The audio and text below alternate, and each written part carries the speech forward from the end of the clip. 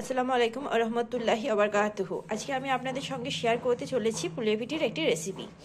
এর জন্য আমরা এরকম কাপের 2.5 কাপ মতন আটা নিয়েছি। এখানে আটা বলতে আলু চালের আটাকে আমরা নিয়েছি। কাপটা হচ্ছে কফি মগ যেগুলো পাওয়া যায়, সেই কফি মগে আমরা মোটামুটি 2.5 কাপ মতন আলু চালের আটা নিয়েছি। এখানে মাপের নিতে হবে, যেরকম আটা নেবেন সেরকমই পানির জলের মাপটা সেরকমভাবে নিতে হবে। মেজারমেন্টটা আমি আপনাদেরকে বলে দিচ্ছি। এরপর আমরা পরের প্রসেসে এগিয়ে যাব। এরপর আমরা ওভেন জ্বালিয়ে এরকম একটা কড়াই চাপিয়ে দিয়েছি। এটাকে আমাদের সবার প্রথম খুমির করতে হবে, তার জন্য আমরা প্রথমে একটু জল গরম করে নেব। এটা মোটামুটি আমরা যেহেতু 2.5 কাপ মতন আটা দিয়েছি, তাই আমরা মোটামুটি জলটা দেব কফি কাপে 2 কাপ মতো। যে কাপ বা যে বাটির সাহায্যে মাপবেন সেই মাপে করবেন। 1 বাটি দিলে হাফ বাটি জল দেবেন। এইরকম 2 কাপ দিয়ে দিলাম। এর জলের মধ্যে দেব সামান্য স্বাদ মতো লবণ, আর দেব তেল। এখানে তেল হিসাবে ব্যবহার করবেন অবশ্যই সাদা তেল। তেলটা দিলে এর যে খুমিটা করবেন, এই খুমিটা খুবই সুন্দর হয় এবং ফেটে যায় না। আমরা তেলটা মোটামুটি মিডিয়াম সাইজের চামচের হাফ চামচ দেব। আপনারা এখানে তেলটা নিজের আন্দাজ মতন দিয়ে দেবেন। পুলিয়া পিঠি করার জন্য অবশ্যই এই মেজারমেন্টটা ঠিক রাখা দরকার। ফার্স্টের এই মেজারমেন্টটা যদি একটু উল্টোপাল্ট হয়ে যায়, পুলিয়া পিঠিটা খুব একটা সুন্দর হবে না। তার জন্য আমরা এরকম মেজারমেন্ট করে নিচ্ছি। এখানে আপনাদের অবশ্যই জানিয়ে রাখি, পুলিয়া পিঠের জন্য এক ধরনের ভেতরে পিঠেতে ভরার জন্য ছাইয়ের প্রয়োজন পড়ে, যেটা নারকেল কুড়ে নারকেলের ছাই তৈরি করতে হয়। সেটা আমাদের সুবিধার্থে আমরা আগেই তৈরি করে নিয়েছি। এখানে আপনাদেরকে আমি পরে অন্য কোনো সময়, হয়তো যারা জানেন না তাদের জন্য পরে অন্য সময় আমি ছাই করা দেখিয়ে দেব। জলের মধ্যে এরকম বলক আসতে থাকলে, যখন পুরোপুরি এই বলকগুলো চলে আসবে, তখনই আমরা এতে আটা দিয়ে দেব। পুরোপুরি চলে এসছে, এরকম করে জলটাকে একবার নাড়িয়ে দেখে নেব। এবার আমি ওই আটাটাকে দিয়ে দেব।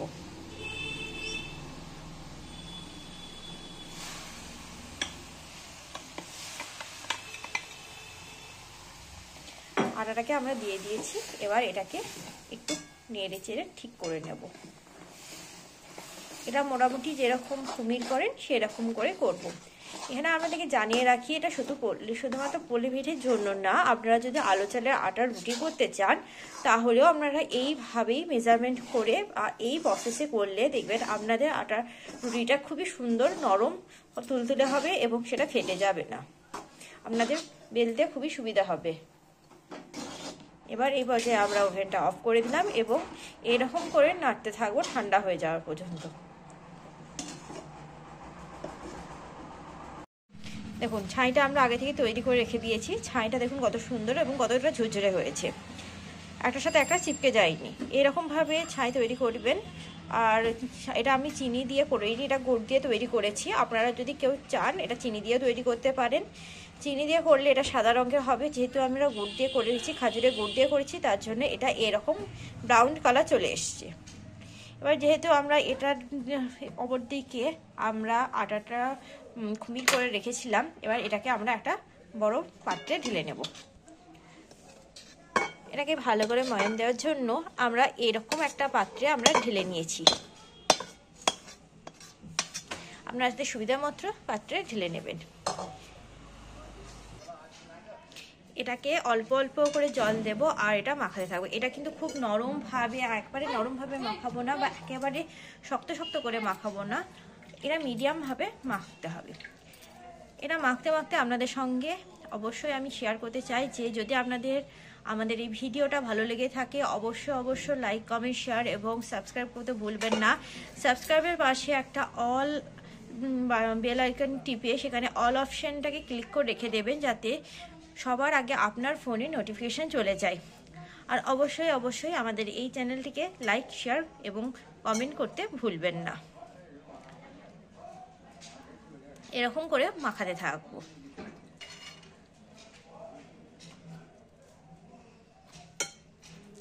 পুরোপুরি মাখিয়ে এরকম করে তারপর দেখাচ্ছি। আমাদের আটাটা ভালো করে মেখে নেওয়া হয়েছে। আটাটা দেখিয়ে দিচ্ছি কীরকমভাবে হবে। এরকমভাবে হবে, মানে একেবারে শক্ত না একেবারে নরমও না, মিডিয়ামভাবে এটাকে মেখে নেবেন। এর পরের প্রসেসে আমরা চলে যাব। এবার আমরা এইরকম একটা জায়গাতে একটু আটা নিয়ে নিয়েছি। আটাটা আপনারা মানে শুকনো আটা নেবেন, যে চালের আটা গুঁড়ি দিয়ে করছেন সেই রকম চালের গুঁড়িটা শুকনো নেবেন।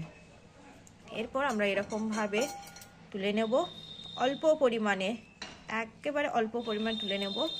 হাতের মধ্যে এরকম দলাটা পাকাবো, এরকম একটা শেপ দেব। তারপর এর মধ্যে যে ছাইটা আমরা করে রেখেছিলাম সেই ছাইটা ভরে দেব।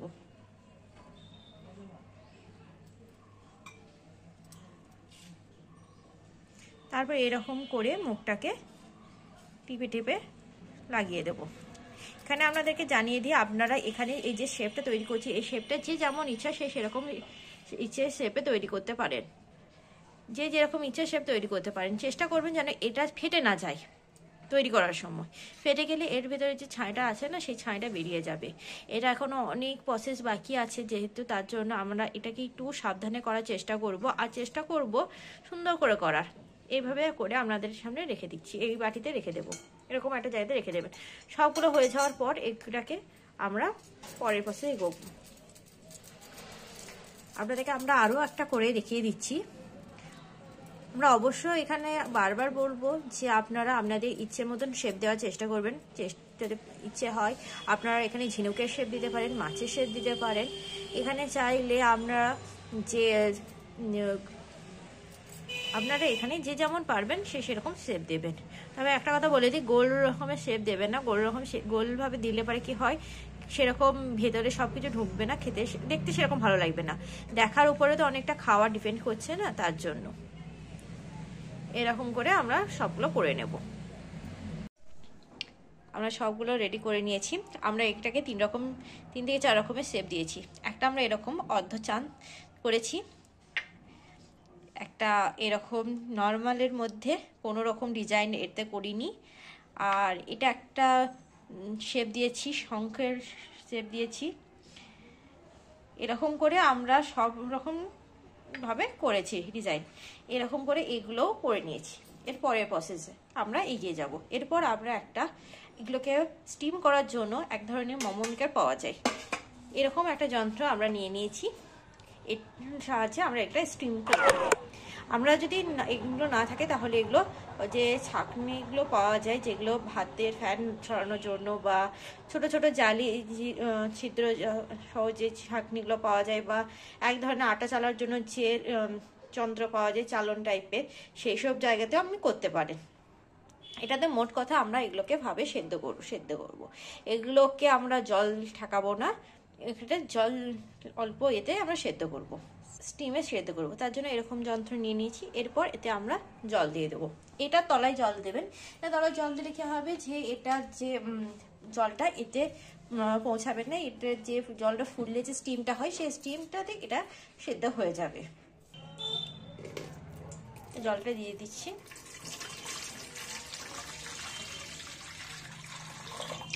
এতে আমরা আর একটু পরিমাণ জল দেব।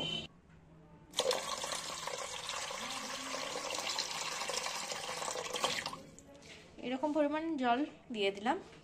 এরপর এটার যে ঢাকনাগুলো আছে সেগুলোকে আমরা দিয়ে দেব, জালিগুলো একে একে এরকম যে ছিদ্র সহ যে জালিগুলো হয় এগুলো দিয়ে দেবো। এগুলো সাধারণত ইডলি, মোমো, তারপর এরকম ধরনের জিনিসপত্রগুলো করতে সুবিধা হয়। এইসব জিনিসগুলো আমরা একটাতে 2টো করে দিয়ে দিচ্ছি, কারণ আমরা যেহেতু এগুলো বড় বড় করিনি, ছোট শেপে করেছি, তার জন্য 2টো 3টে করে আমরা পুরোটা সাজিয়ে দেব। এটা মেনলি 2টো থাকে। আপনারা চাইলে এরকম টাইপের কিনতে পারেন, কিংবা আপনাদের কাছে এগুলো না থাকলে কোনো ব্যাপার নেই, যে আটা করার যে ছিদ্রগুলো হয় সেগুলো আমরা করতে পারেন। এরকম হয়ে গেছে 2টো প্রসেস। এরপর এটাকে ঢাকা দিয়ে দিলাম। এটা ঠিক এরকম দেখতে লাগবে। এরপর এটাকে আমরা ওভেনে চাপিয়ে দেব। আমরা ওভেনে চাপিয়ে দিয়েছি। এটা মোটামুটি কিছুক্ষণ স্টিম দিয়ে নিলে হয়ে যাবে।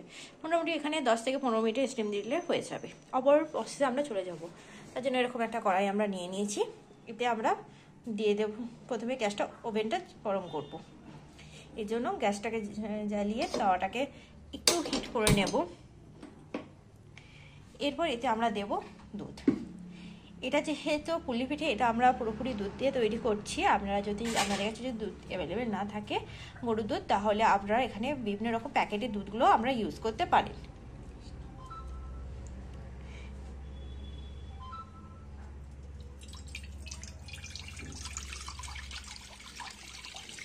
দুধটা দিয়ে নিলাম। এটা কিছুক্ষণ ধরে ফুটিয়ে নেব, মানে এটাকে একদম ফুটিয়ে একটু গাঢ় করে নেব। এতে গাঢ় করার জন্য আরও একটা টেকনিক আছে, যেটা আমি এর মাঝে আপনাদের সঙ্গে শেয়ার করব। কিছুক্ষণ এরকম করে ফুটিয়ে নিতে হবে। ঠিক এই পর্যায়ে আপনাকে এখানে দিয়ে দিতে হবে কিছু গোটা গরম মশলা। এখানে আমরা প্রথমে দেব 2টো তেজপাতা, 2টো দারুচিনি, দেব কিছু এলাচ, 4-5টা মতন এলাচ আমরা এখানে ঠুকে দিয়ে দিয়েছি। এলাচটাকে ভালো করে একটু ভারী কিছু দিয়ে ঠুকলে কি হয় জানেন তো, এর যে বীজটা থাকে সেটা বেরিয়ে যায়। এই যে গন্ধটা থাকে খুবই সুন্দর গন্ধ লাগে, আর গন্ধতে খুবই ভালো হয়, টেস্ট ধরে। এই পর্যায়ে আমরা এতে দেব, এটাকে যদি আমরা ঘনত্বটা বাড়াতে চান তাহলে এখানে আমরা অবশ্যই কনডেনসড মিল্ক ইউজ করতে পারি। আপনাদেরকে যেটা আমরা বলেছিলাম প্রথমেই, যে দুধটাকে খুব তাড়াতাড়ি ঘনত্ব করতে গেলে একটা টিপস আপনাদের সঙ্গে শেয়ার করব, সেটা হলো কনডেনসড মিল্ক। আমরা চাইলে এটা ইউজ করতে পারি। যেহেতু আমরা এটা গুড় দিয়ে তৈরি করব, তাই আমরা এখানে এবার গুড় ইউজ করব। আপনারা যদি চান তাহলে এখানে চিনিও ইউজ করতে পারেন। আমরা খাজুরের গুড় ইউজ করছি। এখানে মোটামুটি আমাদের আরেকটু পরিমাণ গুড় লাগবে। মোটামুটি আমরা এখানে 2 চামচ মতন গুড় ইউজ করছি। আপনারা পরিমাণ মতন করবেন, আর মিষ্টিটা আপনাদের যে যেরকম পছন্দ করেন সেরকম দেবেন। এরপর এই সমস্ত কিছুকে ভালো করে মিশিয়ে নেব এবং কিছুক্ষণ বলক আসা অবধি, ফুটিয়ে যাওয়া অবধি আমরা ওয়েট করব। আমরা এই পুলি পিঠে এগুলো ভাপটা দিয়ে নিয়েছি, স্টিম করে নিয়েছি। এবার ওগুলোকে ওই মোমো মেকার থেকে আমরা ওটা বের করে কিছুক্ষণের জন্য ঠান্ডা করতে দিয়েছি। এটা ঠান্ডা করলে কি হয় যে এক ধরনের সাথে ভাপটা থাকে সেটা চলে যায় এবং এটা একটু টাইট হয়ে যায়। এটা টাইট না হলে যখন আপনি এটা দুধের মধ্যে দেবেন তখন এটা ফেটে যেতে পারে, বা অনেক সময় এগুলো ভেঙে যেতে পারে, বা দুধের সঙ্গে মিশিয়ে যেতে পারে। যেহেতু এটা আটার তো, তার জন্য আমরা একটু ঠান্ডা করে নিচ্ছি। এটা আমাদের মোটামুটি অনেকটা ঠান্ডা হয়ে গেছে, আর একটু পরিমাণ ঠান্ডা করে নেবো যাতে একটু শক্ত ভাবটা চলে আসে। আর অপর দিকে আমরা দুধের ঘনত্বটাও বেশ অনেকটা হয়ে গেছে। এখানে আপনাদের জানিয়ে রাখি, যদি আপনাদের মনে হয় দুধের পরিমাণটা কম হয়ে গেছে তাহলে অবশ্যই আমরা এখানে দুধ ইউজ করতে পারি। এবং যে পুলি পিঠে দেওয়ার পরে যদি আপনাদের মনে হয় যে না দুধটা একটু লাগবে, তাহলে আপনারা আলাদা একটা পাত্রে দুধটা গরম করে তারপর ওটাকে এই দুধের সঙ্গে অ্যাড করতে পারেন, মানে পিঠের ওপরে ঢালতে পারেন, কোনো অসুবিধা হবে না। দুধটা মোটামুটি আমাদের ফুটে গেছে, ভালো করে হয়ে গেছে। এবার আমরা এই দুধের মধ্যে একে একে পুলি পিঠেগুলো দিয়ে দেব।